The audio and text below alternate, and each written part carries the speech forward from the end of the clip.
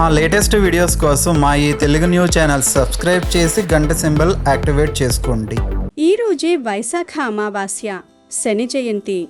ఈ అమావాస్య శనివారంతో కలిసి వచ్చింది గనుక దీనినే శని అమావాస్య అని కూడా అంటారు. వైశాఖ అమావాస్య, శని జయంతి, శని అమావాస్య ఇలా 3 పర్వదినాలు కలిసి వచ్చిన అద్భుతమైన రోజు ఇది. గనుక ఈరోజు ఏం చేసినా చెయ్యకపోయినా రాత్రి 12 లోపు ఈ వీడియో చూస్తే చాలు, ఈ కథలు వింటే చాలు, 2 నిమిషాల్లో మీ సుడి తిరిగిపోతుంది, కష్టాలు పోతాయి.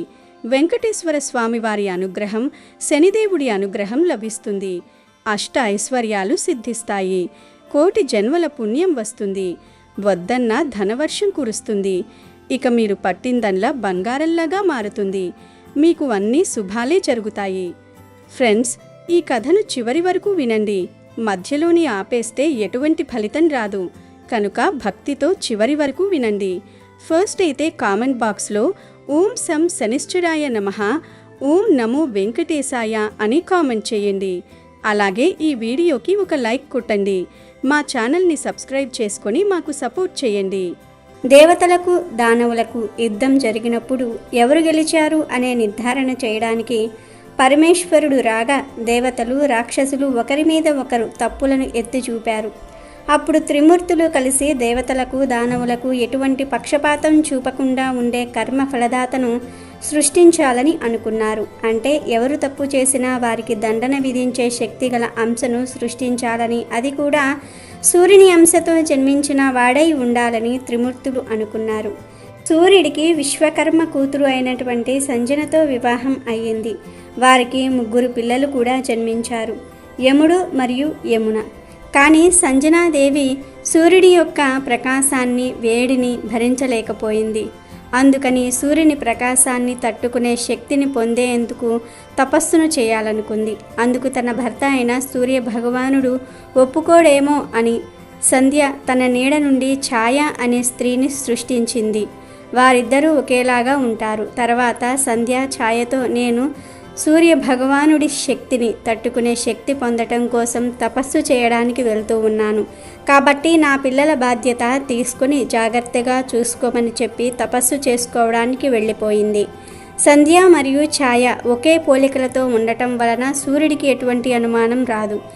కానీ సూర్యుడు ఛాయాదేవిని తాకినా ఆవిడకు ఎటువంటి నొప్పి కలక్కపోయేసరికి సూర్యుడికి ఆశ్చర్యం వేసి, దేవి, నీకు నా తాపాన్ని తట్టుకునే శక్తి ఎలా కలిగింది అని అడుగుతాడు. అప్పుడు ఛాయ పరమేశ్వరుని ప్రార్థించగా ఈ శక్తి కలిగింది అని చెప్పగా సూర్యుడు సంతోషిస్తాడు. కొన్ని సంవత్సరాలకు సూర్యుడికి ఛాయాదేవికి మరో 3 పిల్లలు జన్మించారు. వారే మనువు, శని మరియు తపతి. శని ఛాయాదేవి గర్భాన ఉన్నప్పుడు ఆమె శివుణ్ణి ఎంతో భక్తి శ్రద్ధలతో ఆరాధించేది. దాంతో గర్భంలో ఉన్నప్పటి నుండే శనికి కూడా శివుని మీద ఎనలేని భక్తి కలిగింది. శని జన్మించినప్పుడే ఎన్నో శక్తులతో జన్మించాడు. శని జన్మించినప్పుడు ఆ శిశువు ఎంతో నల్లగా ఉండటంతో సూర్యునికి ఈ శిశువు నా వల్ల పుట్టిన వాడేనా అనే అనుమానం కలిగి ఛాయాదేవిని దూషిస్తాడు. దాంతో శనికి కోపం వచ్చి తన తండ్రి అయిన సూర్య భగవానుడికి గ్రహణం పట్టించాడు.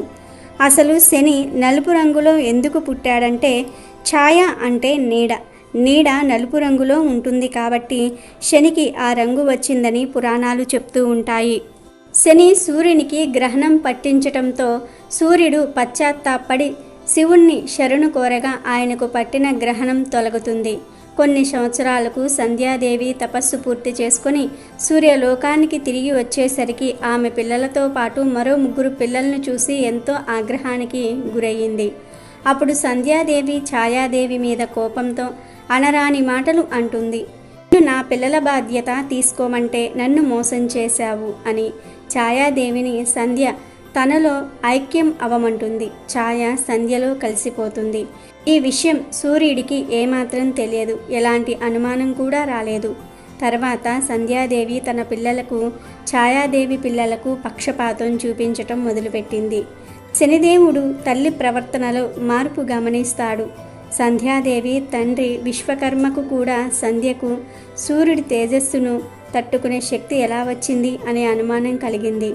ఒక్కసారి విశ్వకర్మ సంధ్యతో పిల్లల మధ్య ఎందుకంత పక్షపాతం చూపుతూ ఉన్నావు అని సూర్యుడి ముందే అడిగేస్తాడు. అప్పుడు సంధ్య జరిగిన నిజం చెప్పి ఛాయాదేవి తనను మోసం చేసిందని ఎంతో నీచంగా ఛాయాదేవిని తిట్టగా శనికి కోపం వచ్చి సంధ్యాదేవి గర్భం మీద గట్టిగా తన కాలితో తన్నాడు. దాంతో సంధ్యాదేవికి కోపం వచ్చి శని కాలిని విరిసేసింది. ఇదంతా సూర్యుడు చూసి సంధ్య చేసింది తప్పని తెలుసుకుని శనికి తిరిగి తన కాలిని ప్రసాదించాడు. అందుకే శనికి కాలి నొప్పులు ఎక్కువ. శని చాలా మెల్లగా నడుస్తాడు. తప్పుగా తన తల్లిని దూషించి అనుమానించిన తన తండ్రికే తన దృష్టితో గ్రహణం పట్టించేలా చూశాడు. దీనిని బట్టి తప్పు చేసిన వారికి దండన విధించటంలో ఎటువంటి పక్షపాతం శని చూపించడు అని నిర్ధారణ అయ్యింది. ఛాయాదేవికి సూర్యునికి శనిదేవుడు జన్మించిన రోజే వైశాఖ అమావాస్య. అందరికీ వారి వారి కర్మలను బట్టి ఎటువంటి పక్షపాతం లేకుండా సరైన ఫలితాలను అందజేసేవాడే శనీశ్వరుడు. మనం ధర్మ మార్గాన్ని అనుసరించి శనిదేవుణ్ణి ప్రార్థించినట్లయితే ఆయన పరిపూర్ణ అనుగ్రహం మనకు కలుగుతుంది. సిరి సంపదలు కూడా కలుగుతాయి. ఇదే శనిదేవుని జన్మరహస్యం. అలాగే ఈరోజు శనిదేవుడు చెడుని కాదు మంచిని కూడా చేస్తాడు అని తెలిపే ఈ పవిత్ర కథను వింటే చాలు శని దోషాలు మొత్తం పోతాయి. శనిదేవుడే ఐశ్వర్యాన్ని ఇస్తాడు, రాజయోగం పడుతుంది. ఒక ఊరిలో ఒక బ్రాహ్మణుడు తన కుటుంబంతో పాటు ఉండేవాడు. ఒకరోజు అతనికి ఒక కల వస్తుంది. ఆ కల గురించి ఆలోచిస్తూ ఆయన చింతిస్తూ ఉంటాడు. అప్పుడు అతని భార్య వచ్చి పొద్దున్నే ఎందుకు ఇంత చింతిస్తూ ఉన్నారు అని అంటుంది. దానికి ఆ బ్రాహ్మణుడు ఇలా అంటాడు, ఈ మధ్య రోజు నాకు కలలో ఒక వ్యక్తి నీలిరంగు దుస్తులు వేసుకొని కనిపిస్తూ ఉన్నాడు. నిన్ను చుట్టుకుంటాను అంటున్నాడు అని అతనికి వచ్చే కల గురించి చెప్తాడు. అతని భార్య చాలా తెలివైంది. ఆ కలకు అర్థం ఆమెకు వెంటనే అర్థమైపోయింది. నీలిరంగు వస్త్రాలు అంటే శనిదేవుడు. మీకు శనిదశ ప్రారంభం కాబోతుంది. ఈసారి శనిదేవుడు కలలో కనిపిస్తే చుట్టుకోమని చెప్పండి, కానీ 2 నెలల కన్నా ఎక్కువ ఉండడానికి ఒప్పుకోకండి అని సలహా ఇస్తుంది. మరుసటి రోజు శనిదేవుడు బ్రాహ్మణుని కలలో కనిపిస్తాడు. అప్పుడు బ్రాహ్మణుడు శనిదేవుడితో ఇలా అంటాడు, ఓ దేవా, మీరు చుట్టుకోండి, కానీ 2 నెలల కన్నా ఎక్కువ వద్దు అంటాడు. దానికి శనిదేవుడు, ఓ బ్రాహ్మణుడా, నేను నీ పైన పూర్తిగా 7 సంవత్సరాలు ఉంటాను అని అంటాడు. కానీ బ్రాహ్మణుడు మాత్రం వద్దు దేవా, అది నేను భరించలేను అంటాడు. అప్పుడు శనిదేవుడు మళ్ళీ ఇలా అంటాడు, సరే అయితే నేను పూర్తిగా 5 సంవత్సరాలు ఉంటాను అంటాడు. దానికి కూడా బ్రాహ్మణుడు వద్దు దేవా, అన్ని రోజులు వద్దు, నేను తట్టుకోలేను అంటాడు. అప్పుడు శనిదేవుడు మళ్ళీ అంటాడు, అయితే 2.5 సంవత్సరాలు ఉంటాను అంటాడు. వద్దు దేవా, నేను భరించలేను అంటాడు బ్రాహ్మణుడు. ఇలా వాదించుకుంటూ చివరికి 2 నెలలు బ్రాహ్మణుడిని శనిదేవుడు పట్టుకునేలాగా ఒప్పిస్తాడు. బ్రాహ్మణుడు ఎంతో సంతోషపడతాడు.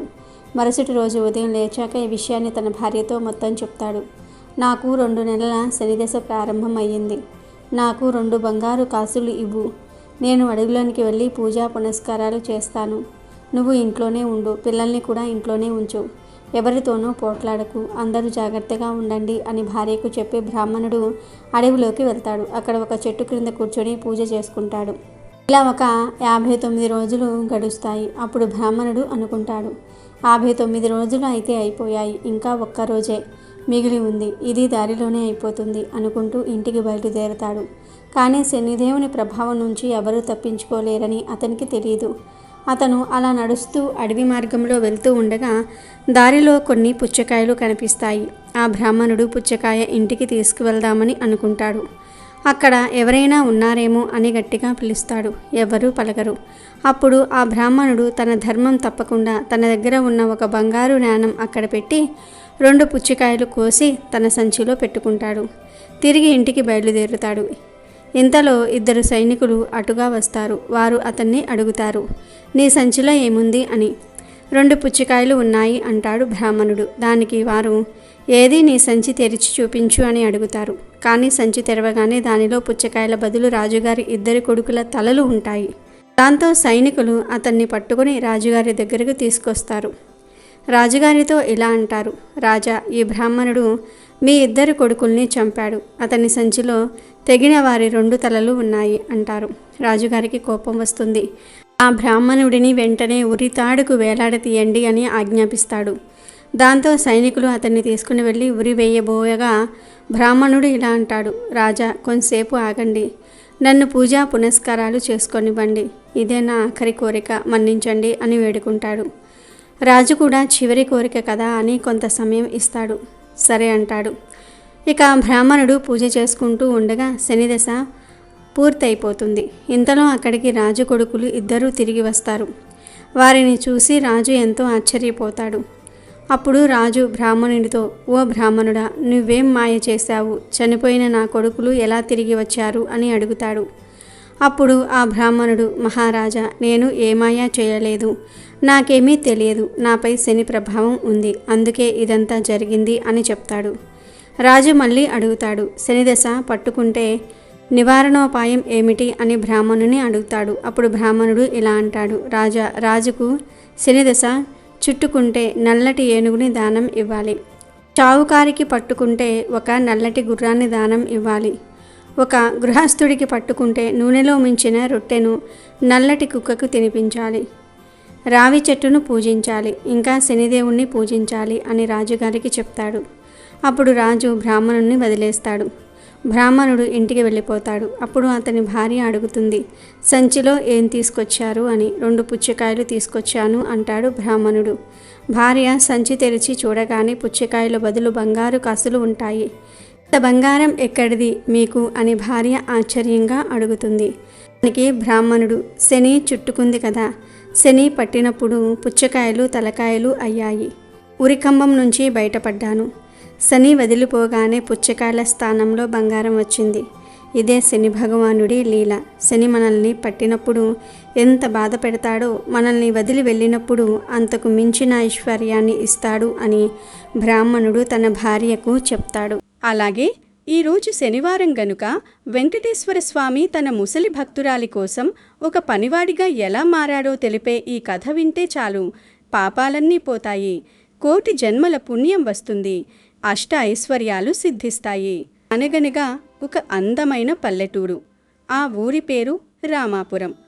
పచ్చని పొలాలు, గలగలా పారే సెలయేర్లు ఆ ఊరి ప్రశాంతతకు నిలయాలు. ఆ ఊరిలో శాంతమ్మ అనే ఒక వృద్ధురాలు ఉండేది. శాంతమ్మ జీవితం ఒక పోరాటం లాంటిది. ఆమె యవ్వనంలోనే భర్తను కోల్పోయింది. అప్పటికి ఆమె కొడుకులు రాము, లక్ష్మణ్ చాలా చిన్నపిల్లలు. చుట్టూ ఉన్నవారు ఆమెను 2వ పెళ్లి చేసుకోమని సలహా ఇచ్చినా తన బిడ్డల భవిష్యత్తే ముఖ్యమనుకుంది శాంతమ్మ. ఊరిలో దొరికిన ప్రతి పనికి వెళ్ళేది. ఎండనక వాననక కూలి పనులు చేస్తూ ఒక్కో పైసా కూడబెట్టింది. తాను పస్తులన్నా పర్లేదు కానీ తన కొడుకులు ఆకలితో ఏడవకూడదని తపించేది. ఆ కష్టార్జితంతో కొడుకులను చదివించి ప్రయోజకులను చేయడమే కాకుండా భవిష్యత్తులో వారికి ఇబ్బంది కలగకూడదని 5 ఎకరాల పొలం, ఒక చక్కని ఇల్లు కూడా సంపాదించింది. కాలక్రమేణా కొడుకులు పెరిగి పెద్దవయ్యారు. తల్లిపడ్డ కష్టం చూసి వారు కూడా వ్యవసాయం మీద శ్రద్ధ పెట్టి ఆ పొలాన్ని బాగా అభివృద్ధి చేశారు. రాము పెద్దవాడు, నిదానస్తుడు. లక్ష్మణ్ చిన్నవాడు, అన్నమాటకు ఎదురు చెప్పనివాడు. శాంతమ్మ తన కొడుకులకు వివాహం చేసింది. రాము భార్య పేరు సరళ, లక్ష్మణ్ భార్య పేరు విమల. మొదట్లో అంతా బాగానే ఉన్నా కాలం గడిచే కొద్దీ ఆ ఇంట్లో స్వార్థం వేళ్ళూనుకోవడం మొదలైంది. సరళ, విమల ఇద్దరూ కొంచెం గయ్యాలి రకాలు. వారికి అత్తగారు ఇంట్లో ఉండటం, ఆమెకు సేవలు చేయటం ఒక భారంలా అనిపించేది. అత్తమ్మ ఏదైనా మంచి మాట చెబితే కూడా అది వారికొక శాసనంలా స్వేచ్ఛను హరించినట్లు తోచేది. ముఖ్యంగా శాంతమ్మ వయసు పైబడటంతో ఆమె పనులు ఆమె చేసుకోలేకపోయేది. ఆమెకు భోజనం పెట్టడం, బట్టలు ఉతకటం వంటి పనులు కోడళ్లకు చిరాకు తెప్పించేవి. ఒకరోజు మధ్యాహ్నం కోడళ్ళిద్దరూ వంటగదిలో కూర్చుని మాట్లాడుకుంటున్నారు. చూడు విమల, ఈ ముసలావిడ పీడ ఎప్పుడు వదులుతుందో ఏమో. మనం ఈ ఇంటికి మహారాణుల్లా ఉండాలనుకుంటే ఈవిడకు సేవలు చేస్తూ పనివాళ్లలా అయిపోతున్నాం. ఆమె చేసే చాదస్తం భరించటం నా వల్ల కావడం లేదు అని సరళ నిప్పులు చెరిగింది. దానికి విమల కూడా వంతపాడుతూ, అవునక్క, ఈ ముసలావిడ ఇంకా ఎన్నేళ్లు బతుకుతుందో. ఈవిడ ఉండటం వల్ల మనకు ప్రశాంతత లేకుండా పోయింది. ఏదో ఒక ఉపాయం ఆలోచించి ఈవిన్ని ఈ ఇల్లు దాటించాలి. అప్పుడే మన రాజ్యం నడుస్తుంది అని చెప్పింది. ఇద్దరూ కలిసి ఒక కుట్ర పన్నారు. భర్తలకు తల్లి మీద ఉన్న గౌరవాన్ని పోగొట్టి ఆమెను బయటకు పంపేలా చేయాలని నిర్ణయించుకున్నారు. సాయంత్రం రాము లక్ష్మణ్ పొలం పనులు ముగించుకొని ఇంటికి వచ్చారు. అలసిపోయి వచ్చిన భర్తలకు మంచినీళ్లు ఇచ్చే నెపంతో సరళ మొదలుపెట్టింది. మొహం ముడుచుకొని కూర్చున్న సరళను చూసి రాము, ఏవైంది సరళ, అలా ఉన్నావు అని అడిగాడు. వెంటనే సరళ కళ్ళల్లో నీళ్లు తెచ్చుకొని నటిస్తూ, ఏం చెప్పమంటారు, మీ అమ్మగారు రోజురోజుకు వింతగా ప్రవర్తిస్తున్నారు. మేమేదో ఆమెకు శత్రువుల్లా కనిపిస్తున్నాం. ఈరోజు నేను వండిన కూర బాగోలేదని గిన్నె విసిరి కుట్టారు. పోనీ మమ్మల్ని అంటే పర్లేదు, కానీ చిన్నపిల్లలను కూడా వదలడం లేదు. వాళ్లను తిడుతూ కొట్టడానికి వెళ్తున్నారు. ఇంట్లో ఉండాలంటేనే భయమేస్తోంది అని అబద్ధాల పుట్ట విప్పింది. విమల కూడా లక్ష్మణ్ దగ్గరికి వెళ్ళి, అవునండి, అత్తయ్యగారు ఈ మధ్య మరీ ఎక్కువగా చేస్తున్నారు. వయసు వల్ల మతిమరుపు వచ్చిందో లేక కావాలని చేస్తున్నారో తెలియదు, కానీ మమ్మల్ని మాత్రం పుట్టింటికి వెళ్ళిపోయేలా చేస్తున్నారు అని నమ్మవలికింది. రాము లక్ష్మణ్ మొదట ఆశ్చర్యపోయారు. తమ తల్లి ఇంత కటువుగా మారుతుందని వారు ఊహించలేదు. కానీ భార్యలు పదే పదే ఏడుస్తూ చెప్పేసరికి వారి మాటల్లో నిజముందని నమ్మడం మొదలుపెట్టారు. రాము తన తమ్ముణ్ణి పిలిచి, లక్ష్మణ, అమ్మ మన కోసం చాలా చేసింది, అందులో సందేహం లేదు. కానీ ఇప్పుడు ఇంటి శాంతి ముఖ్యం. భార్యలు పిల్లలు ఏడుస్తూ ఉంటే మనం చూస్తూ ఉండలేము కదా, ఏదో ఒకటి చెయ్యాలి అన్నాడు. దానికి లక్ష్మణ్, అవునన్నయ్యా, మరి ఏం చేద్దాం అని అడిగాడు. రాము కొంచెం ఆలోచించి, మన పొలం దగ్గర ఒక పాత కొట్టం లాంటి ఇల్లు ఉంది కదా, దాన్ని కొంచెం శుభ్రం చేయించి అమ్మను అక్కడే ఉంచుదాం. ఆమెకు కావలసిన తిండి వస్తువులు అక్కడికే పంపిద్దాం. ఇక్కడ గొడవలు ఉండవు. ఆమె కూడా తన ఇష్టం వచ్చినట్లు ఉండొచ్చు అని ఒక నిర్ణయానికి వచ్చారు. మరుసటి రోజు ఉదయం రాము లక్ష్మణ్ శాంతమ్మ దగ్గరకు వెళ్లారు. శాంతమ్మ అప్పుడే దైవ ప్రార్థన చేసుకుంటుంది. రాము మెల్లగా విషయం చెప్పాడు. అమ్మా, నీకిక్కడ ఉండటం కొంచెం ఇబ్బందిగా ఉన్నట్లుంది కదా, కోడళ్లతో రోజూ గొడవలు పడటం ఎందుకు? పొలం దగ్గర ఉన్న ఇంట్లో నువ్వు ఉంటే ప్రశాంతంగా ఉంటుంది. నీకు కావలసినవన్నీ మేమే చూసుకుంటాం అన్నాడు. ఆ మాట వినగానే శాంతమ్మ గుండె నీరైపోయింది. తను కట్టిన ఇంటి నుండి తను పెంచిన కులుకులే వెళ్ళిపోమంటుంటే ఆ బాధ వర్ణనాతీతం. నాయనా, నేనేం తప్పు చేశానురా? మీతో కలిసి ఉండటమే కదా నాకు కావాల్సింది. నన్ను ఈ వయసులో ఒంటరిగా పంపేస్తారా అని కన్నీళ్లు పెట్టుకుంది. కానీ కోడళ్ల అబద్ధాలకు బానిసలైన కొడుకులు వినలేదు. లేదమ్మా, నువ్వు వెళ్లాల్సింది, లేకపోతే ఇల్లు ముక్కలైపోతుంది అని కఠినంగా చెప్పారు. కొడుకుల సుఖం కోసం శాంతమ్మ మౌనంగా ఒప్పుకుంది. తన చిన్న పెట్టను, అందులో తను ఎంతో భక్తితో పూజించే తిరుమల శ్రీ వెంకటేశ్వర స్వామి విగ్రహాన్ని పెట్టుకుని కన్నీళ్లతో ఆ పాత ఇంటికి చేరుకుంది. ఆ ఇల్లు దుమ్ము ధూళితో నిండి ఉంది. చుట్టూ అడవిలాంటి పొలాలు, రాత్రిపూట ఎవరూ ఉండని ప్రాంతం. శాంతమ్మ ఆ విగ్రహాన్ని ఒక పీట మీద పెట్టి దీపం వెలిగించి, శ్రీనివాస, గోవింద, నా కొడుకులే నన్ను వెళ్ళగొట్టారు. నాకు దిక్కు నువ్వే తండ్రి. నా ప్రాణం పోయే వరకు నీ నామస్మరణలో నన్ను కాపాడు అని ఏడుస్తూ స్వామి పాదాల మీద పడిపోయింది. ఇంట్లో కోడళ్ళు పండగ చేసుకుంటున్నారు. కానీ రాము మనసులో ఏదో తెలియని వెలితి. చీకటి పడుతుంది. అమ్మ అక్కడ ఒంటరిగా ఏం చేస్తోందో అనిపించింది. సరళను పిలిచి, అమ్మకు అన్నం పంపించావా అని అడిగాడు. దానికి సరళ విసుగ్గా, అక్కడ బియ్యం పప్పు అన్నీ ఉన్నాయి కదా, తనకేం వండుకోవడం రాదా? ప్రతిరోజు ఆ చీకట్లో అక్కడికి ఎవరు వెళ్తారు అని కసిరింది. రాముకు బాధ వేసినా భార్య మీద తిరగబడలేకపోయాడు. అటు పొలం దగ్గర శాంతమ్మకు విపరీతమైన ఆకలిగా ఉంది. కానీ వండుకోవడానికి ఓపిక లేదు. శరీరంలో సత్తువ లేదు. అంధకారం అలుముకుంది. గాలికి కిటికీలు కొట్టుకుంటున్నాయి. భయం వేస్తున్నా స్వామి నామాన్ని జపిస్తూ కూర్చుంది. అర్ధరాత్రి సమయంలో ఎవరూ తలుపు తట్టిన శబ్దం వినిపించింది. ఎవరు నాయనా ఈ సమయంలో అని అడుగుతూ మెల్లగా వెళ్ళి తలుపు తీసింది శాంతమ్మ. అక్కడ ఒక బాలుడు నిలబడి ఉన్నాడు. నల్లటి మేనిఛాయ, నుదుటన చక్కని నామం, కళ్ళల్లో వెన్నెలలాంటి చల్లదనం. ఆ బాలుడిని చూడగానే శాంతమ్మకు భయం పోయి ఏదో తెలియని ఆనందం కలిగింది. ఆ అబ్బాయి చేతిలో ఒక వెండి పళ్ళెముంది. అందులో వేడివేడి ప్రసాదంలాంటి అన్నముంది. ఎవరు బాబు నువ్వు? ఇక్కడెవరూ ఉండరు కదా, ఎక్కడి నుండి వచ్చావు అని అడిగింది. ఆ అబ్బాయి నవ్వుతూ, నా పేరు శ్రీను బామ్మ, మీ పెద్దబ్బాయి పొలంలోనే పనిచేస్తాను. మీ కొడుకుగారు మీకు అన్నం పంపించారు. మీరు ఆకలితో ఉంటారని తెలుసు, అందుకే తీసుకువచ్చాను అని చెప్పాడు. శాంతమ్మకు ప్రాణం లేచి వచ్చినట్లయింది. ఆ అబ్బాయి లోపలికి వచ్చి, బామ్మ, ఈ ఇల్లేంటిలా ఉంది? దుమ్ము పట్టి చీకటిగా. నువ్వు భోజనం చెయ్యి, నేమన్నీ సర్దుతాను అన్నాడు. శాంతమ్మ అన్నం తింటుంటే ఆ అబ్బాయి క్షణాల్లో ఇల్లంతా శుభ్రం చేసేశాడు. బట్టలు మడతపెట్టి సామాన్లు సర్ది పడకను సిద్ధం చేశాడు. ఆ అన్నం రుచి చూసిన శాంతమ్మకు అమృతంలా అనిపించింది. బాబూ, ఇంత రుచిగా నా కోడళ్ళు కూడా వండలేదు. ఇది తింటుంటే నా కడుపు నిండిపోయింది అంది. ఆ అబ్బాయి చిరునవ్వుతో, ప్రేమతో పెడితే ఏదైనా బాగుంటుంది బామ్మ అని బదువిచ్చాడు. అంతటితో ఆగకుండా, బామ్మ, నీకు ఒళ్ళు నొప్పులుగా ఉన్నట్లున్నాయి, పడుకో, నేను కాళ్ళు ఒత్తుతాను అని ఆమె కాళ్ళు ఒత్తడం మొదలుపెట్టాడు. ఆ స్పర్శతో శాంతమ్మకు నిన్నటి వరకు ఉన్న అలసటంతా పోయి హాయిగా నిద్రపట్టింది. తెల్లవారుజామునే లేచి చూసేసరికి ఆ అబ్బాయి లేడు. కాని ఇల్లు మాత్రం అద్దంలా మెరిసిపోతుంది. పొయ్యి దగ్గర వేడి నీళ్లు సిద్ధంగా ఉన్నాయి. ఇల్లంతా ధూపం వాసనతో గుబాలిస్తోంది. మరుసటి రోజు ఉదయం రాముకు రాత్రంతా నిద్రపట్టలేదు. తన తల్లికి కనీసం అన్నం కూడా పంపలేకపోయాననే అపరాధభావం తనను దహించివేసింది.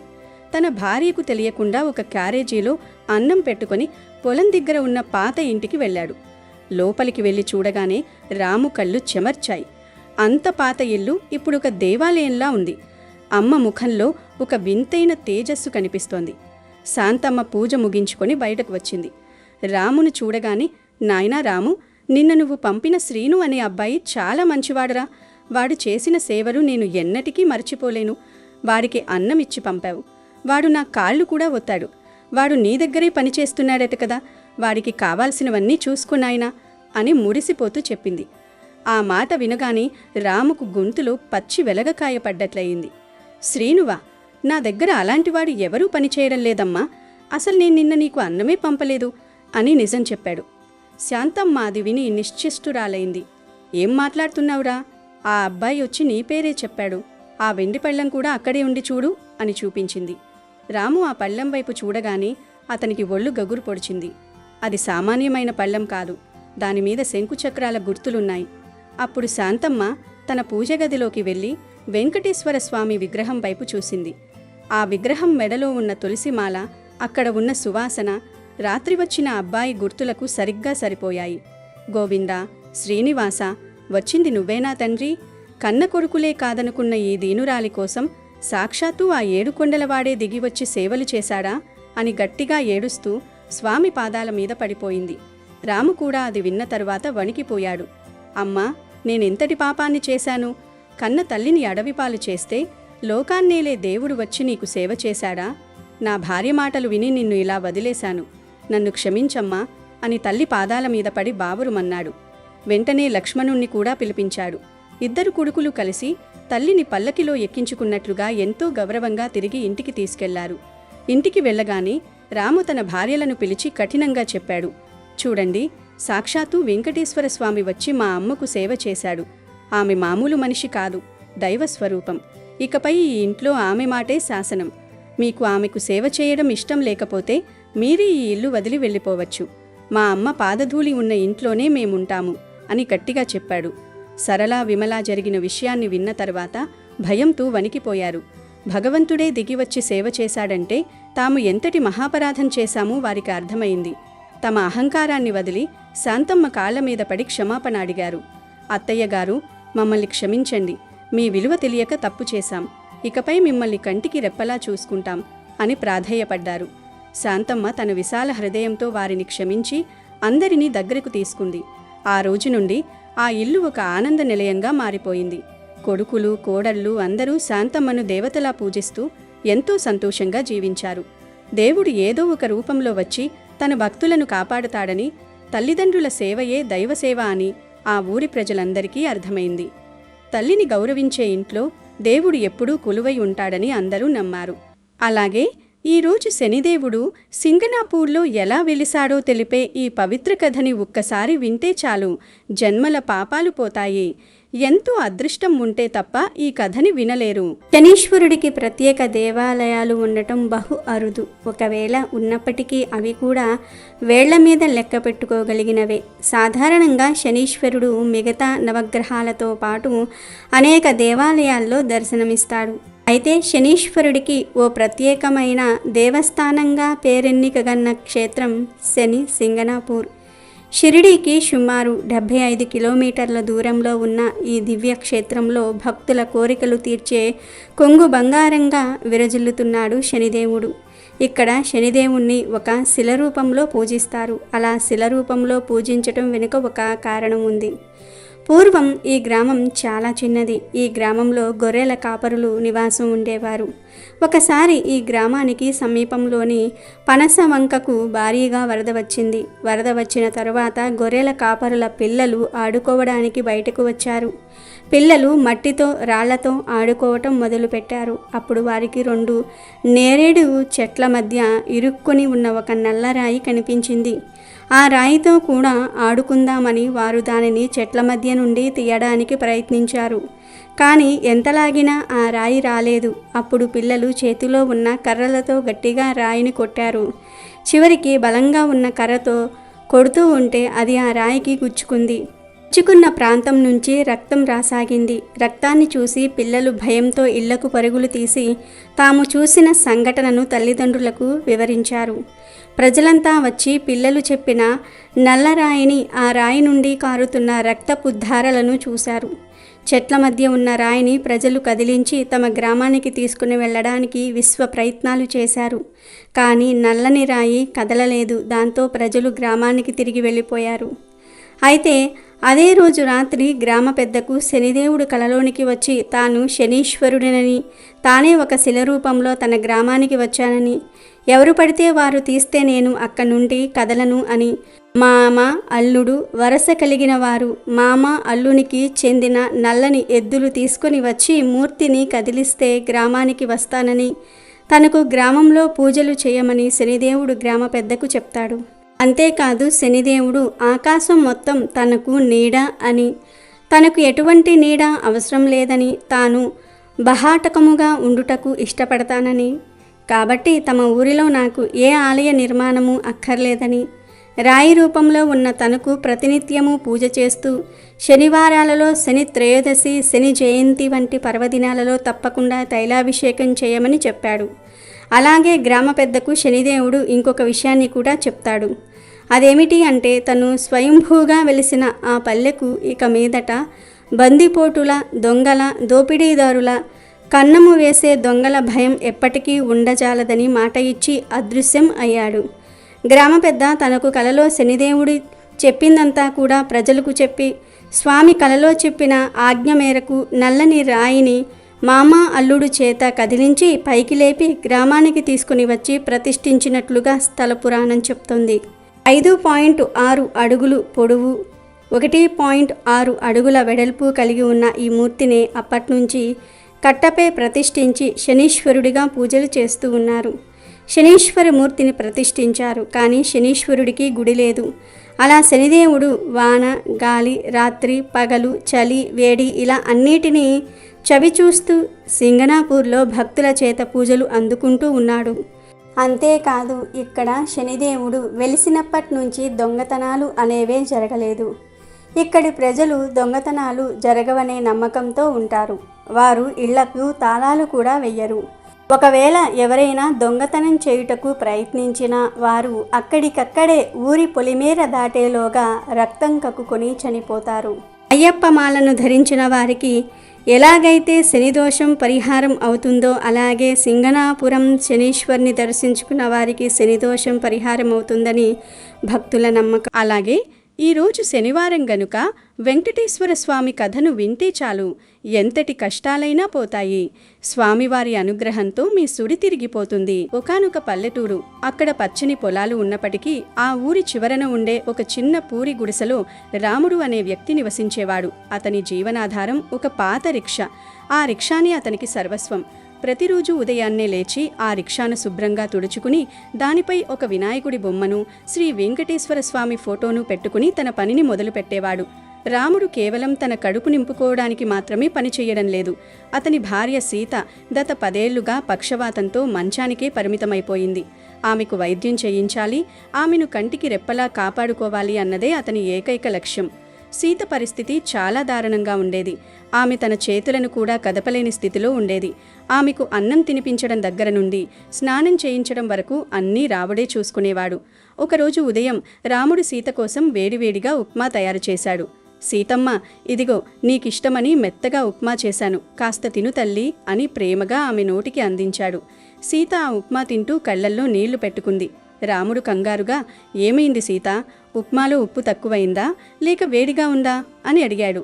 దానికి సీత ఏడుస్తూ, అయ్యో అది కాదండి, నా వల్లే కదా మీకీ కష్టాలన్నీ. మీరు పగలు రిక్షా తొక్కి రాత్రిపూట నా సేవలు చేస్తూ ఎంత అలసిపోతున్నారు. నేనొక భారమైపోయాను. నా చావు ఎప్పుడు వస్తుందా అని నేను ఎదురుచూస్తున్నాను అంది. రాముడు ఆమె మాటలకు బాధపడి, పిచ్చిదానా, అట్లాంటి మాటలనకు. భార్యాభర్తలంటే ఒకరికొకరు తోడుముండాలి కదా. నాకు నువ్వంటే ప్రాణం. నీకు సేవ చేయడం నాకు భారంగా లేదు, అది నా అదృష్టంగా భావిస్తాను. ఆ వెంకటేశ్వర స్వామి నాకు ఈ రిక్షా తొక్కే శక్తిని ఇచ్చాడు అంటే అది నిన్ను కాపాడటానికే.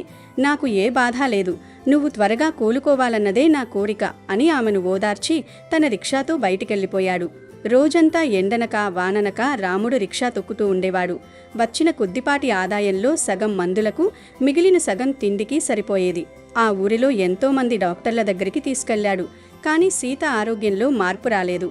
ఒకరోజు మధ్యాహ్నం బాగా ఎండగా ఉన్న సమయంలో రాముడు ఒక చెట్టు కింద సేద తీరుతూ, స్వామి వెంకటేశ్వర, 10 ఏళ్లుగా నా భార్య కష్టాన్ని చూస్తున్నాను. ఇంకా ఎంతకాలం ఈ పరీక్ష?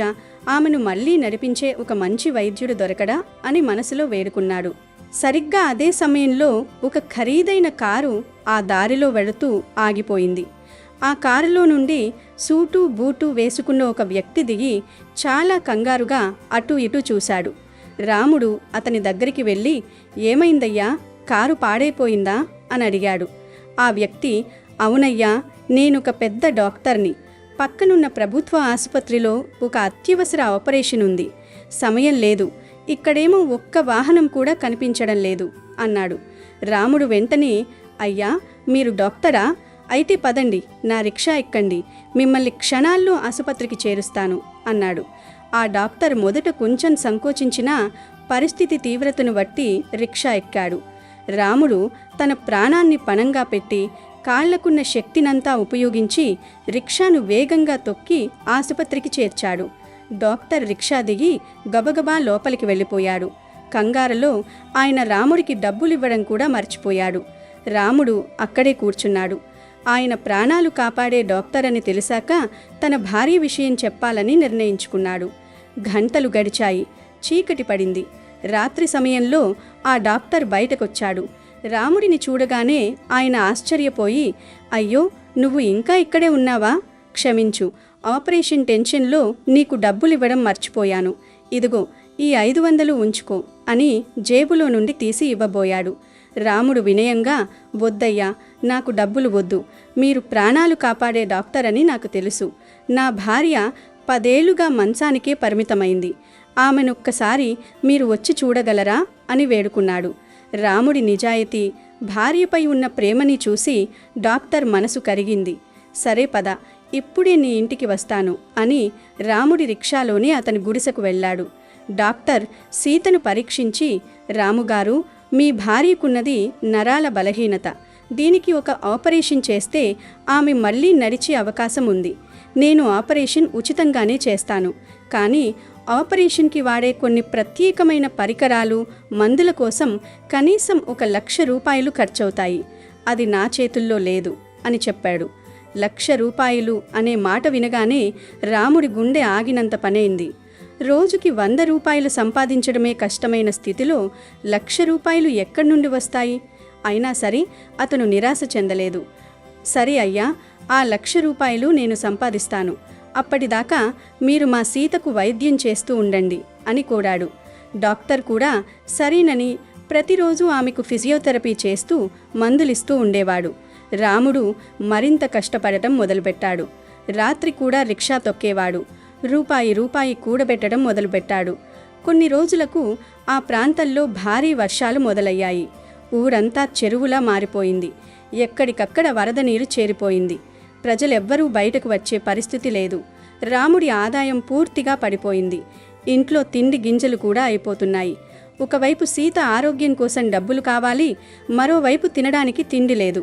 రాముడు వర్షంలో తడుస్తూ రిక్షా పక్కన కూర్చుని ఏడుస్తూ, స్వామి వెంకటేశ్వర, ఎందుకీ కష్టాలు? ఆపరేషన్కి డబ్బులు ఇప్పుడిప్పుడే సమకూరుతున్నాయి అనుకుంటే ఈ వానలేంటి తండ్రి, నా సీత మళ్ళీ నడవదా అని గట్టిగా అరిచాడు. అప్పుడే ఒక వింత జరిగింది. వర్షం బాగా కురుస్తుండగా ఒక ముసలాయన నెత్తిన ఒక పెద్ద మూట పెట్టుకుని రాముడి దగ్గరికి వచ్చాడు. ఆయన కళ్ళల్లో ఏదో తెలియని తేజస్సుంది. ఓ నాయనా, నన్నిక్కడికి దగ్గరలో ఉన్న కొండ కింద గుడి దగ్గర దింపుతావా? చాలా అత్యవసరం అని అడిగాడు. రాముడు వెంటనే లేచి, అయ్యో, ఈ వానలో అంత దూరం వెళ్ళడం కష్టం సామి, అయినా మీరు వయసులో పెద్దవారు, అలాగే రండి, ఎక్కండి. మిమ్మల్ని ఆ ముసలాయిని రిక్షాలో ఎక్కించుకొని ఆ ముసలాయిను తడవకుండా రిక్షా పైన ఉన్న పరదాను పూర్తిగా కప్పాడు రాముడు. తాను మాత్రం వర్షంలో తడుస్తూ రిక్షా తొక్కడం మొదలుపెట్టాడు. రోడ్డు మొత్తం బురదగా ఉంది. రిక్షా అడుగు ముందుకు వెయ్యాలంటే రాముడు తన సర్వశక్తులు వడ్డాల్సి వస్తోంది. మధ్యలో ఒక చోట రిక్షా చాలా బరువైపోయింది. వనక ఎవరో 100 కిలోల బరువు పెట్టినట్టు అనిపించింది. రాముడు ఆయాసపడుతూ, ఏంటి సామి, ఈ రిక్షా ఇంత బరువైపోయింది, నా వల్ల కావడం లేదు అని మునగబోయాడు. కానీ మనసులో మాత్రం, లేదు, ఈయన్ను ఎలాగైనా చేర్చాలి అని గట్టిగా ఊపిరి పీల్చుకుని తొక్కాడు. గమ్యం చేరుకున్నాక ఆ ముసలి ఆయన రిక్షా దిగాడు. రాముడు కళ్ళు తుడుచుకుని చూసేసరికి అక్కడ ఆ ముసలి ఆయన లేడు. ఆయన బదులుగా శంకు చక్రధారి అయిన శ్రీ వెంకటేశ్వర స్వామి సాక్షాత్కరించాడు. రాముడు ఆశ్చర్యంతో నోట మాట రాక కింద పడిపోయాడు. స్వామి నవ్వుతూ, రాముడు, నీ భక్తికి, నీ నిజాయితీకి, నీ భార్య పట్ల నీకున్న అనురాగానికి నేను మెచ్చాను. లోకల్లో అందరూ స్వార్థంతో బ్రతుకుతుంటే నువ్వు మాత్రం పేదరికంలో ఉండి కూడా ఇతరులకు సాయం చేయాలని తప్పించావు. ఇదిగో, నీ రిక్షాలో ఉన్న ఆ మూట నీ కష్టానికి ఫలితం. నీ భార్య త్వరలోనే కోలుకుంటుంది, వెళ్ళు అని చెప్పి మాయమైపోయాడు. రాములు వణుకుతున్న చేతులతో రిక్షాలో ఉన్న మూటను విప్పి చూశాడు. అందులో మెరుస్తున్న బంగారు కాసులున్నాయి. రాముడు ఆనందంతో ఉప్పొంగిపోయాడు. వెంటనే ఆ బంగారాన్ని తీసుకుని వెళ్ళి డాక్టర్కు ఇచ్చాడు. సీతకు ఆపరేషన్ జరిగింది. స్వామి అనుగ్రహంతో ఆపరేషన్ విజయవంతమైంది. నెల రోజుల తర్వాత సీత తన సొంత కాళ్లపై నడవడం మొదలుపెట్టింది. రాముడి కళ్ళలో ఆనందానికి అవధులు లేవు. అయితే రాముడు ఆ మిగిలిన బంగారాన్ని తన కోసమే వాడుకోలేదు. తనలాంటి పేదవారు వైద్యం అందక ఇబ్బంది పడకూడదని ఆ ఊరిలో ఒక పెద్ద ధర్మ ఆసుపత్రిని కట్టించాడు. అక్కడ పేదవారికి ఉచితంగా వైద్యం అందేలా ఏర్పాటు చేశాడు. ఆ డాక్టర్ గారే ఆ ఆసుపత్రికి హెడ్గా బాధ్యతలు తీసుకున్నారు. రాముడు తన రిక్షాను మాత్రం వదల్లేదు. కాకపోతే ఇప్పుడు అతను డబ్బు కోసం కాకుండా కేవలం ఆపరేషన్లకు వెళ్లే గర్భిణీలను, వృద్ధులను ఉచితంగా ఆసుపత్రికి చేర్చడానికి ఆ రిక్షాను వాడుతున్నాడు. కాలక్రమేణా రాముడి పేరు ఆ చుట్టుపక్కల జిల్లాలన్నింటికీ పాకిపోయింది. ఒక నిరుపేద రిక్షా కార్మికుడు దేవుడి దయతో ఎలా గొప్పవాడయ్యాడో అందరూ కథలు కథలుగా చెప్పుకునేవారు.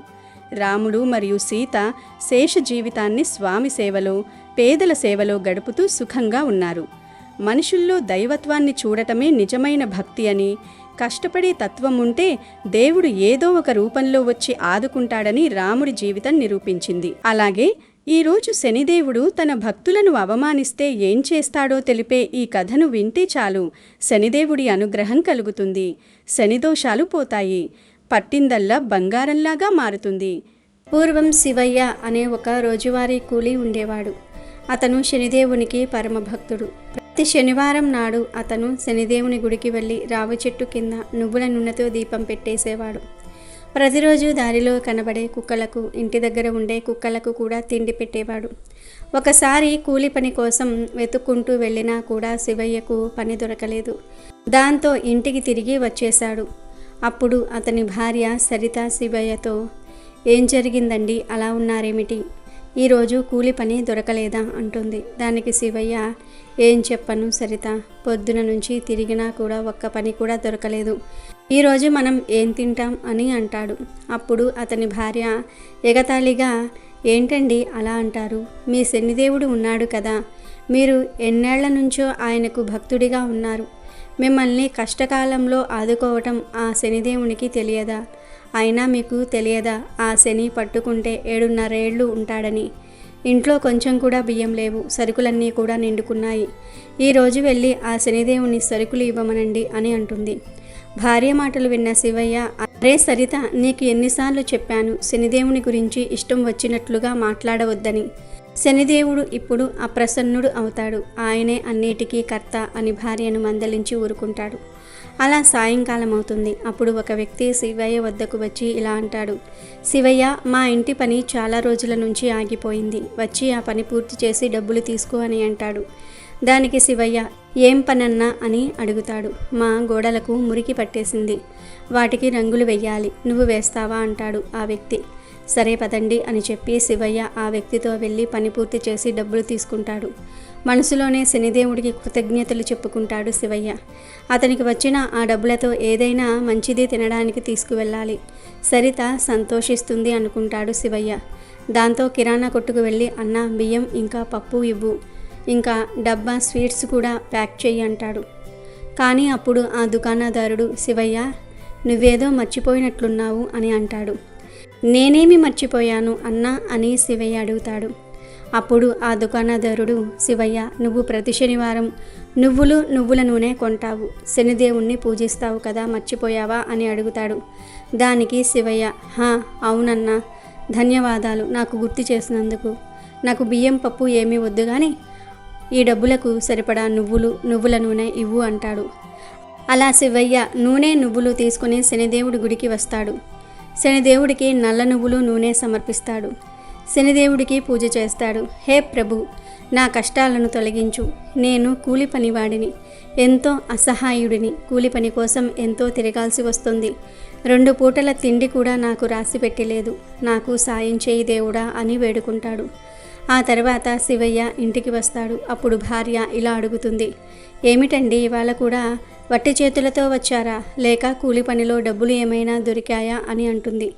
అప్పుడు శివయ్య, ఈరోజు కొన్ని డబ్బులైతే వచ్చాయి సరిత, కానీ వాటితో నేను శనిదేవుడికి నువ్వులు కొని సమర్పించాను అని చెప్తాడు. ఆ మాటలు విన్న సరిత, ఏవండి, శనిదేవుని పూజ వదిలివేయవచ్చు కదా, ప్రతిరోజు పస్తులు ఉండాల్సి వస్తుంది అంటుంది సరిత. శనిదేవునికి పూజ చేయటం కోసం మన పస్తులు ఉండాల్సి వచ్చినా నాకు అంగీకారమే, అంతేగాని శనిదేవుని పూజార్చనలు నేను ఎలా మానేయను చెప్పు, అది నా వల్ల కాదు, నువ్వు చూస్తూ ఉండు శనిదేవుడు మనకు అదృష్టాన్ని ఎలా కలిగిస్తాడో అని అంటాడు శివయ్య. ఇప్పుడు సరిత, ఆ శనిదేవుడు మనకు ఏం చేస్తాడు, ఆయన మనకు దౌర్భాగ్యంలా పట్టుకున్నాడు, రోజు శనిదేవునికి పూజ చేయటం వల్ల ఏం వస్తుంది, ఏమైనా వచ్చేది ఉంటే ఈ పాటికే వచ్చేది, శని ప్రభావం వేరేగా ఉన్నట్లు నాకు అనిపిస్తుందండి, మనపై శని చెడు ప్రభావం ఉన్నట్లుంది, నా మాట విని శనిదేవునికి పూజ చేయటం మానేయండి అంటుంది. దానికి శివయ్య, అలా అనకు సరిత, శని భగవానుడు ఎంతో దయామయుడు, ఆయన కృపా దృష్టితోనే ప్రపంచంలో అందరూ సుఖ సంతోషాలు పొందుతారు, ఆయనను నిందించకు. ఒకసారి రాజా విక్రమాదిత్యుడు శనిదేవుణ్ణి అవమానించాడు. అప్పుడు శనిదేవుడు అతనికి కాళ్ళు చేతులు నరికేయించాడు. పిల్లవాని వద్ద అతను పని చేయాల్సి వచ్చింది. రాజా విక్రమాదిత్య ఆయనను క్షమాపణ అడిగాక శని మహారాజు అతని రాజ్యం తిరిగి అతనికి ఇచ్చాడు, తిరిగి అతన్ని పూర్వంలా మార్చాడు అని అంటాడు. అప్పుడు అతని భార్య, మీరేమంటున్నారు, నేను కూడా శనిదేవుణ్ణి క్షమాపణ అడగాలా అని అడుగుతుంది. అవును సరిత, వెంటనే అడుగు, లేదంటే శని భగవానుడు నిన్ను తప్పక శిక్షిస్తాడు అంటాడు శివయ్య. కానీ సరిత మాత్రం నేనే క్షమాపణలు అడగనండి అని అంటుంది. అలా సరిత పట్టుదలతో ఉంటుంది.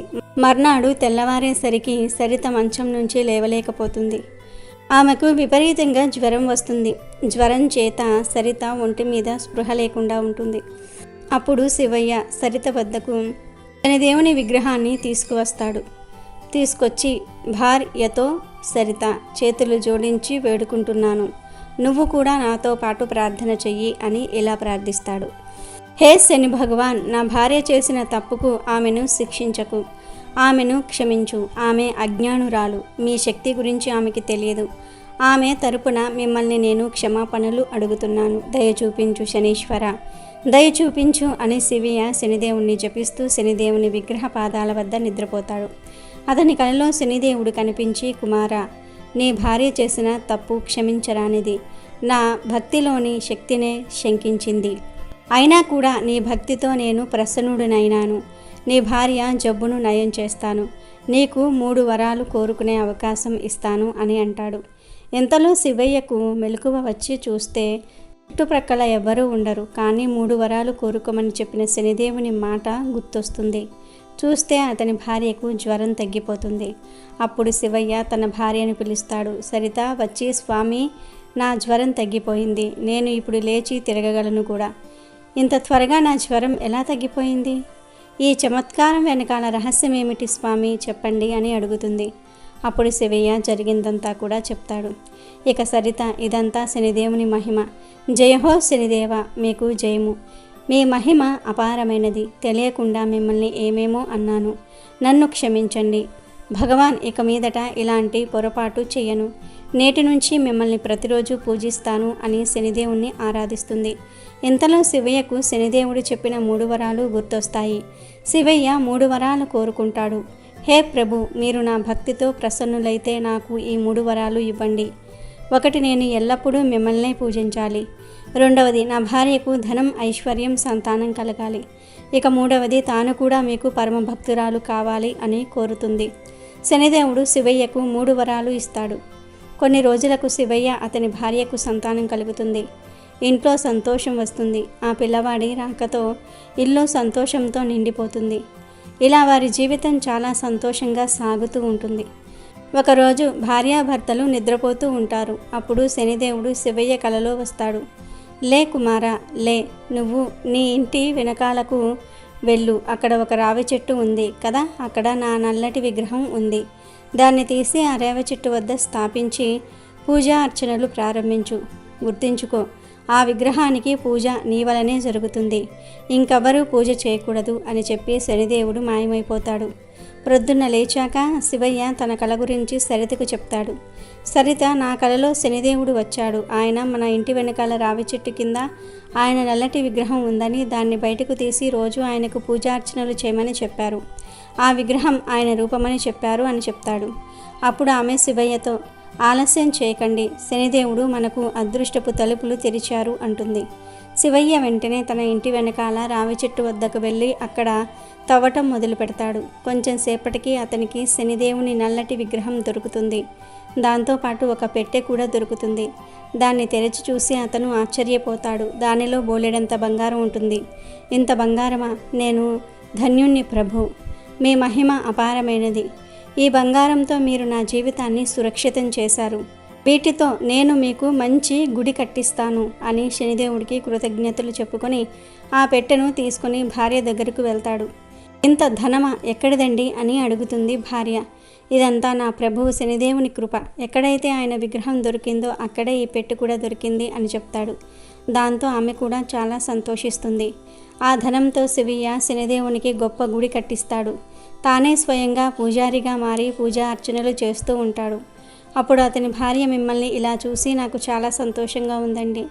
నేను కూడా శనిదేవుణ్ణి ఆరాధిస్తాను. జయహో సూర్యపుత్ర అని పలుకుతుంది.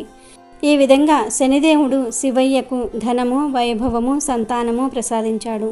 తన భక్తుణ్ణి అనుగ్రహించాడు. అలాగే శని జయంతి సందర్భంగా ఈరోజు కోయిలవనం ఎలా వచ్చిందో తెలిపే ఈ పవిత్ర కథను వింటే చాలు, సకల ఐశ్వర్యాలు సిద్ధిస్తాయి, మహాపుణ్యం వస్తుంది, మీ జాతకం అద్భుతంగా మారిపోతుంది. ద్వాపరయుగంలో ఆ మహావిష్ణువు శ్రీకృష్ణుడిగా జన్మించాడు. ఆ కారణంగా దేవతలందరూ కూడా బాలహరిని దర్శించుకోవాలి అనుకుంటారు. అప్పుడు దేవతలంతా ఒక చోట కలుసుకొని, సమస్త దేవతలారా, మనం సృష్టిలో నందగ్రామానికి వెళ్ళి బాలహరిని దర్శించుకుందామా? అటువంటి అదృష్టం సహస్ర యుగాల తర్వాతే దక్కుతుందేమో అని బాలహరిని దర్శించడానికి సిద్ధమవుతారు. అప్పుడు శనిదేవుడు కూడా బాలకృష్ణుణ్ణి చూడడానికి వస్తానని అంటాడు. కానీ మిగిలిన దేవతలందరూ, శనిదేవా, మీరు మీ వక్రదృష్టిని శ్రీహరి మీద మాత్రం ఉంచకండి అని అంటారు. దానికి శని భగవానుడు, దేవతలారా, మీరు ఎందుకు అలా అంటున్నారు? మీ అందరిలాగానే నేను కూడా శ్రీహరిని దర్శించుకోవాలి అనుకుంటున్నాను. నేను అసలు నా వక్రదృష్టిని వారి మీద ఎందుకు ఉంచుతాను అని అంటాడు. అప్పుడు దేవతలు మళ్ళీ ఇలా అంటారు, శనిదేవ, మీరు ఎక్కడికి వెళ్ళినా దేవుళ్ళు, దేవతలు, రాక్షసులు అందరూ మీ వక్రదృష్టి వల్ల బాధపడుతూ ఉన్నారు. కనుక హెచ్చరించటం మా బాధ్యత, అందుకనే చెప్తూ ఉన్నాము అని అంటారు. ఆ తర్వాత దేవుళ్ళు దేవతలు శనిదేవుడితో సహా బాలకృష్ణుని చూడడానికి నందగ్రామానికి చేరుకుంటారు. శ్రీకృష్ణుడి ఇంటికి వెళ్తారు. దేవతలందరినీ యశోదాదేవి లోపలికి ఆహ్వానిస్తుంది. కానీ అక్కడ శనిదేవుని చూసి తల్లి యశోద బాధతో ఇలా అంటుంది, శనిదేవ, తల్లి ప్రేమను అర్థం చేసుకోండి. మీ వక్ర దృష్టి నా కన్నయ్య మీద పడాలి అని నేను ఖచ్చితంగా కోరుకోను. కాబట్టి దయచేసి ఇక్కడి నుండి వెళ్ళిపోండి అని అంటుంది. దానికి శనీశ్వరుడు, హే మాత, నేను శ్రీకృష్ణుడికి పరమభక్తుణ్ణి. ఏ భక్తుడైనా తన ఆరాధ్య దైవానికి కష్టం ఎందుకు కలిగిస్తాడు? కనుక మిగతా దేవతల్లాగానే నేను కూడా శ్రీహరి బాల్య రూపాన్ని దర్శించుకోవాలనుకుంటున్నాను. దయచేసి నన్ను కూడా బాలకృష్ణుణ్ణి దర్శించుకొనివ్వండి అని వేడుకుంటాడు. ఓ శనిదేవ, కన్నయ్య పుట్టిన తర్వాత ఎవరి నీడ పడిందో ఏమో, తరచూ ఏదో ఒక సమస్య వచ్చి నా చిన్న కన్నయ్యను ఇబ్బంది పెడుతూనే ఉంది. అందుకని మీరు ఒక తల్లి పడే బాధను అర్థం చేసుకోండి. నా కన్నయ్య మంచి కోసం మీరు శ్రీకృష్ణుని దర్శించుకోకండి అని అంటుంది యశోద. శనిదేవుడు ఎంత అడిగినా యశోద ఒప్పుకోలేదు. కానీ మిగతా దేవుళ్ళు దేవతలందరూ శ్రీహరి యొక్క బాలస్వరూపాన్ని చూసి ఎంతో ప్రసన్నులవుతారు. అదంతా చూసి శనిదేవుడు నిరాశ చెంది నందగ్రామానికి దగ్గరలోనే ఒక వనంలో బాధపడుతూ విలపిస్తూ ఉంటారు. హే ప్రభు, నాకే ఎందుకు అన్యాయం జరుగుతుంది? ఒక భక్తుణ్ణి తన ఆరాధ్య దైవాన్ని దర్శించుకొనియకుండా ఎందుకు వంచిస్తూ ఉన్నారు? నా రూపం అంత భయంకరంగా ఉంటే ఇందులో నా దోషమేముంటుంది? నేను మీ ఆదేశం మేరకే కర్మఫల దేవతగా మారాను. నేను నా కర్తవ్యాన్ని నిర్వహించకపోతే ఈ సృష్టి అంతా పాపాత్ములు, అధర్ములు, కోకల్లలుగా పెరిగిపోతారు. హే కృష్ణ, ఈ సూర్యపుత్రుడు శని మీ బాలరూపాన్ని దర్శించుకోకుండా పృథులోకం నుండి దేవతలోకానికి ఖచ్చితంగా వెళ్ళడు. దానికోసం నేను ఇక్కడే ఈ వనంలోనే ఉండి ఘోరమైన తపస్సు చేస్తాను. నేను ఈ వనము నుండి ఒక అంగుళం కూడా కదలను అని శపథం చేసి శనిదేవుడు ఆ వనంలో మొండి పిల్లవాడిలాగా కూర్చొని శ్రీకృష్ణుడి ఆరాధనను మొదలు పెడతాడు.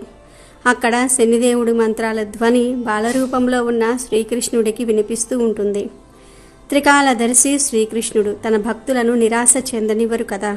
అప్పుడు కృష్ణుడు తనలో తను ఇలా అనుకుంటాడు, శనిదేవ, బాలకుడి రూపంలో నేను అవతరించాను. మొండికెయ్యాలంటే నేను లేదా ఎవరైనా చిన్న పిల్లవాడు మాత్రమే మొండికి వెయ్యాలి. అని మీరు నాకంటే ఎక్కువ మొండికేస్తున్నారే అని నవ్వుకుంటాడు. ఇప్పుడు నేను మీ ఈ మొండి భక్తికి లొంగిపోయి మీకు దర్శనం ఇవ్వడానికి వచ్చి తీరాల్సిందే అని అనుకుని వెంటనే ఆ బాలకృష్ణుడు ఒక కోకిల రూపంలోనికి మారతాడు. అలా నేరుగా కాకుండా కోకిల రూపం ధరించి కృష్ణుడు శనిదేవుణ్ణి కలవడానికి వెళ్తాడు. అక్కడ వనంలో శని తపస్సులో ఉంటాడు. అప్పుడు కోకిల రూపంలో ఉన్న కృష్ణుడు శని దగ్గరికి వెళ్ళి, హే కృష్ణ భక్త, మీరు మీ కళ్ళు తెరవండి, మీ ఈ మొండితనాన్ని త్యాజించండి. నేను మీ భక్తి భావానికి, నిజమైన శ్రద్ధకు ఎంతో ప్రసన్నుడినయ్యాను అని అంటాడు. అప్పుడు శనిదేవుడు కళ్ళు తెరిచి చూసి కోకిల రూపంలో ఉన్న శ్రీకృష్ణుని గుర్తుపడతాడు. వారితో ఇలా అంటారు, నా ప్రణామాలను స్వీకరించండి ప్రభు, నేను మీ బాలరూపాన్ని చూడాలనే అభిలాషతో దేవలోకం నుండి ఇక్కడికి వచ్చాను. ఏ విధంగా అయితే మీరు బాలరూపంలో మిగతా దేవీ దేవతలకు దర్శనమిచ్చారో ఆ బాలరూపాన్ని అదే విధంగా నేను దర్శించుకోవాలనుకుంటున్నాను అని తన కోరికను చెప్తాడు. శనిదేవుడి మాటలను విని శ్రీహరి కోకిల రూపంలో నుండి బాలరూపంలోనికి మారిపోతాడు. భగవంతుడు శ్రీకృష్ణుడి బాలరూపాన్ని చూసి శనిదేవుడు ఎంతో ప్రసన్నుడవుతాడు. హే ప్రభు, మీ దర్శనంతో నా జీవితం ధన్యమయ్యింది. ఇక దేవలోకానికి వెళ్ళి నేను నీ బాల స్వరూప గుణగానం దేవతలందరి ముందు చేస్తాను అని అంటాడు. అప్పుడు కృష్ణుడు, హే సూర్యపుత్ర శనిదేవ, మీరు కర్మఫలాన్ని ఇస్తారు.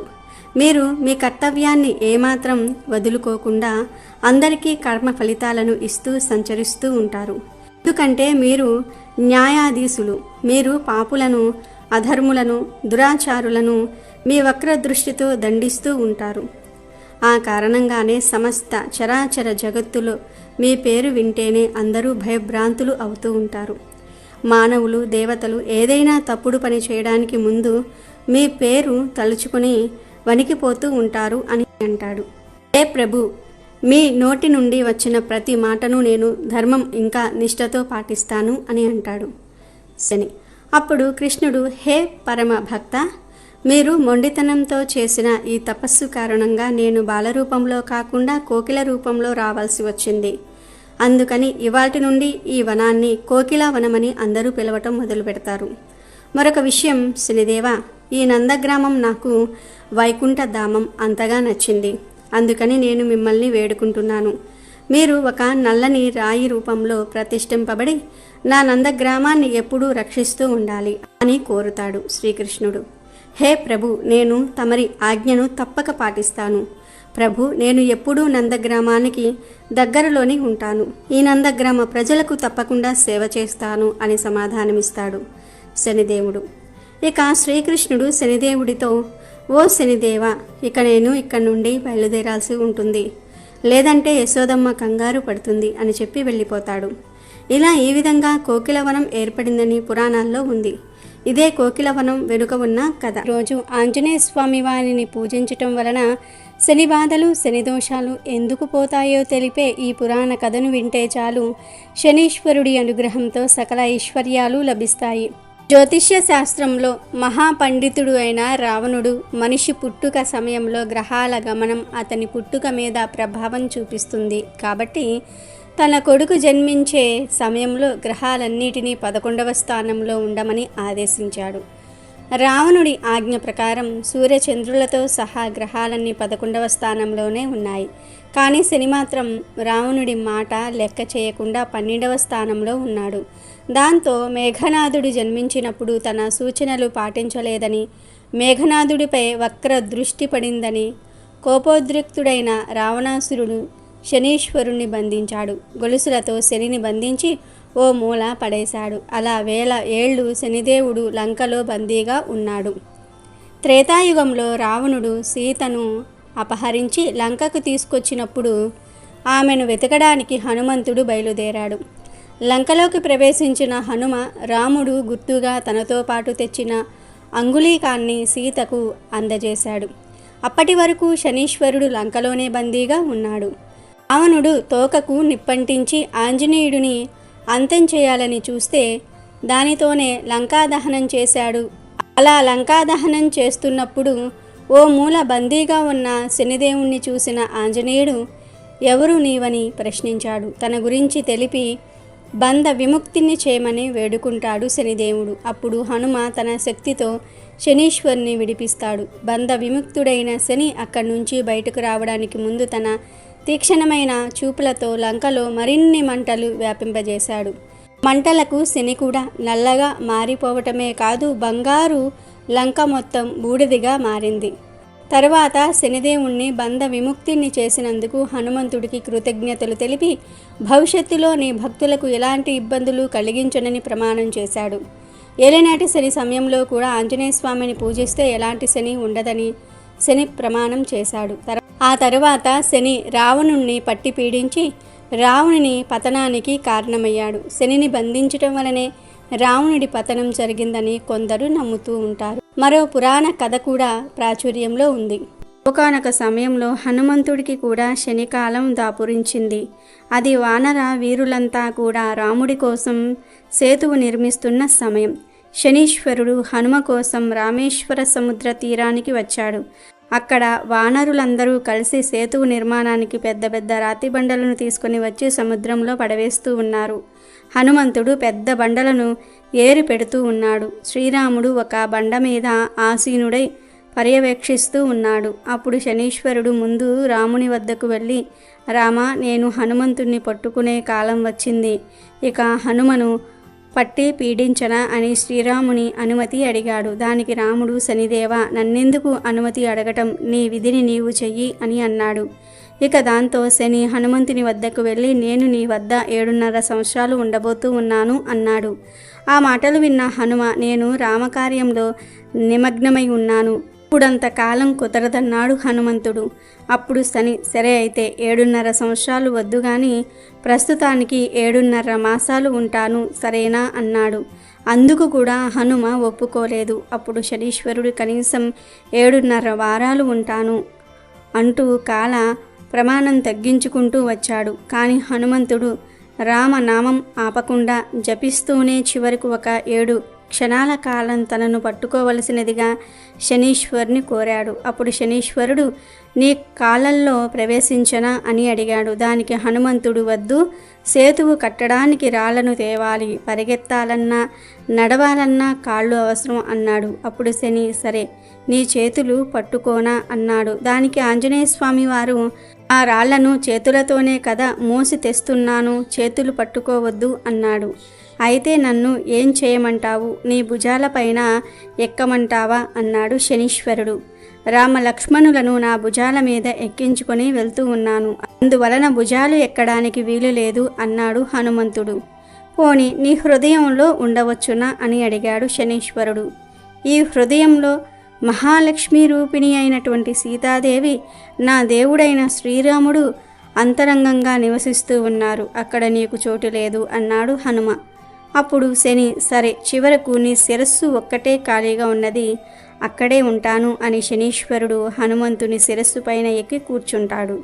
హనుమంతుడు ఒక పెద్ద బండరాయిని తన శిరస్సుపై అంటే శనీశ్వరుని మీద పెట్టుకుని ఒక్కొక్క బండను సముద్రంలో వేయటం మొదలుపెట్టాడు. ఆ బండరాళ్ల బరువును మొయ్యలేక శనీశ్వరుడు కళ్ళు తేలేశాడు. మరో పెద్ద బండరాయిని హనుమ తన శిరస్సుపై పెట్టుకోగానే శనీశ్వరుడికి ఊపిరి సలపక గిలగిలలాడాడు. హనుమంతుడు ఆ రాయిని సముద్రంలో వేసిన మరుక్షణమే శనీశ్వరుడు హనుమ శిరస్సుపై నుండి కిందికి దూకేశాడు. అప్పుడు శనీశ్వరుడు అనగా శనిదేవుడు హనుమతో ఇలా అన్నాడు, మారుతి, నీ వల్ల నాకు శ్రీరాముని సేవించుకునే భాగ్యం కలిగినది. నీవు సకల శక్తులకు అతీతుడవైన రామభక్తుడవు. నీ ముందు నా శక్తి చాలదు, నిన్ను నేను పట్టలేను, నన్ను వదిలిపెట్టు మహానుభావ అంటూ చేతులెత్తేసి ఒకే పరుగు పెట్టాడు శనీశ్వరుడు. కనుక నిర్మల భక్తితో నిశ్చల మనస్సుతో శ్రీరాముణ్ణి ఆంజనేయ స్వామిని పూజించే వారిని శనీశ్వరుడు 2 క్షణాలు కూడా పట్టుకొనలేడు. అలాగే ఈరోజు వైశాఖ పురాణంలోని ఈ కథను వింటే చాలు, కోటి దానాలు చేసిన ఫలితం వస్తుంది, కోటి జన్మల పుణ్యం కలుగుతుంది. పూర్వము ఇక్ష్వాకు రాజవంశమున హేమాంగుడను రాజు కలడు. అతడు అనేక గోదానములను చేసెను.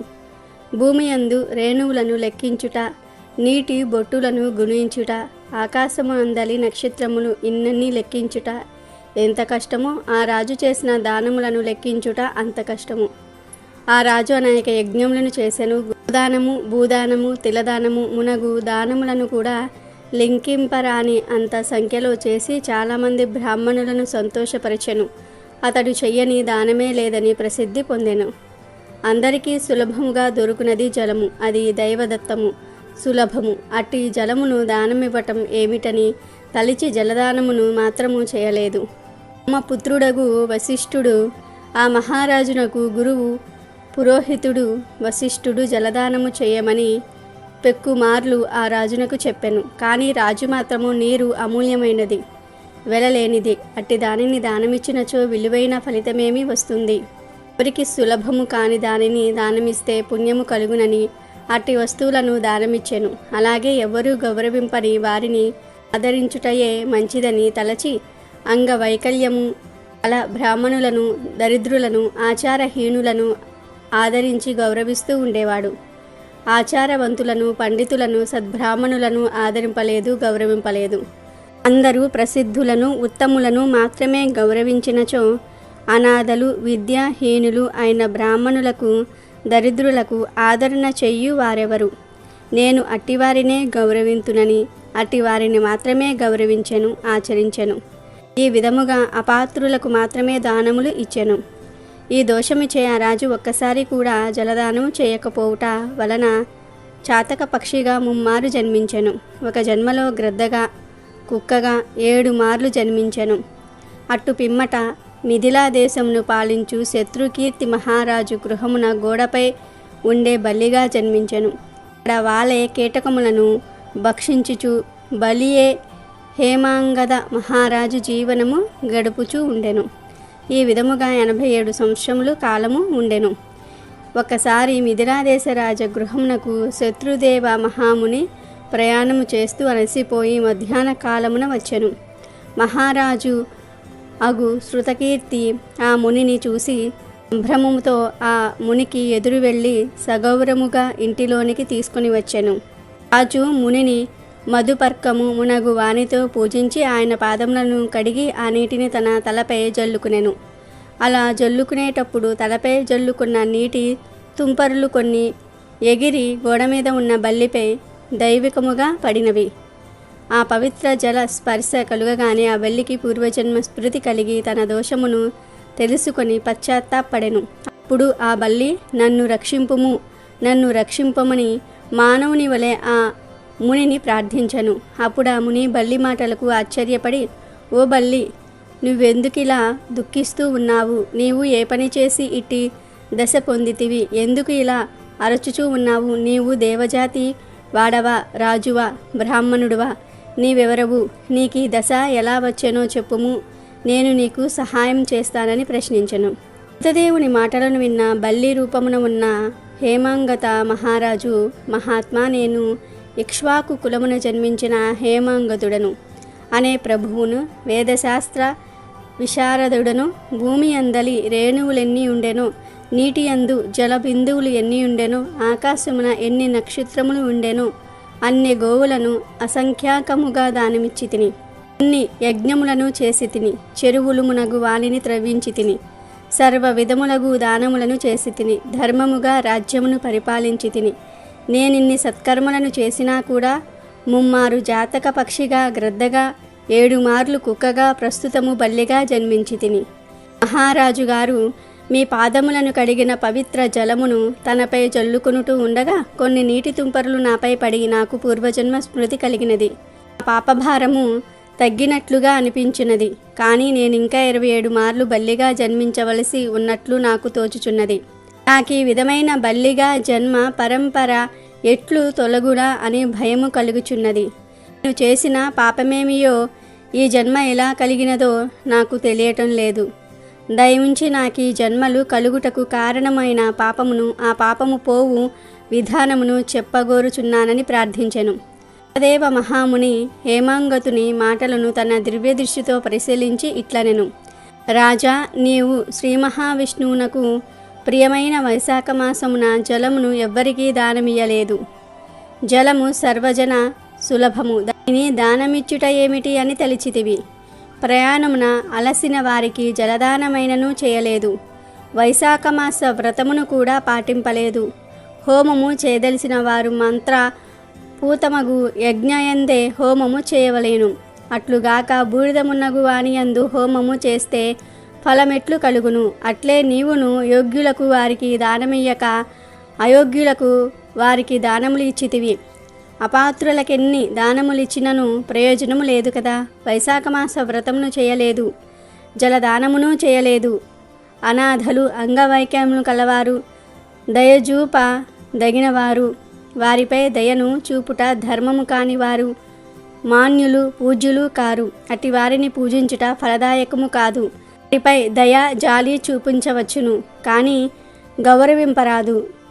జ్ఞానము, వేదశాస్త్ర పాండిత్యము, సజ్జనత్వము కలవారు శ్రీ మహావిష్ణు స్వరూపులు. అట్టివారినే పూజింపవలేను. వీరిలో జ్ఞానవంతులు శ్రీ మహావిష్ణువుకు మిక్కిలి ఇష్టమైన వారు. అట్టి వారిని పూజించినచో తనను పూజించినట్లుగా భావించి శ్రీహరి వరములను ఇచ్చును. కావున జ్ఞానులైన వారు సర్వాధికులు, సర్వోన్నతులు. అట్టివారిని గౌరవింపకపోవుట వారిని అనగా శ్రీ మహావిష్ణువును అవమానించుటయే అగును. ఈ విధంగా చేస్తే ఇహలోకమున పరలోకమున దుఃఖము కలుగును. మానవుడు పురుషార్థములను సాధించాలంటే జ్ఞానుల సేవ, వారిని గౌరవించుట ముఖ్య కారణము. జ్ఞాన నేత్రములు లేనివారు అట్టి అంధులను ఎంతమందిని పూజించినా ఫలముండునా? గ్రుడ్డివానికేమి కనిపించును? అతడేమి చెప్పగలడు? కావున జ్ఞానహీనులైన వారి ఎంతమందిని ఎంత పూజించినను, వారిని సేవించినను అవి నిష్ఫలములు, నిష్ప్రయోజనములు. అంతేగాక కష్టములను, దుఃఖములను కలిగించును. పురుషార్థములగు ధర్మార్థ కామ మోక్షములు ఎట్లు సిద్ధించును? తీర్థములు కేవల జలములు కావు, దేవతలు శిలారూపములు కారు. చిరకాలము తీర్థ స్నానము సేవ చేసినచో శిలారూపమున ఉన్న దైవమును చిరకాలము పూజించినచో వారి అనుగ్రహము కలుగును.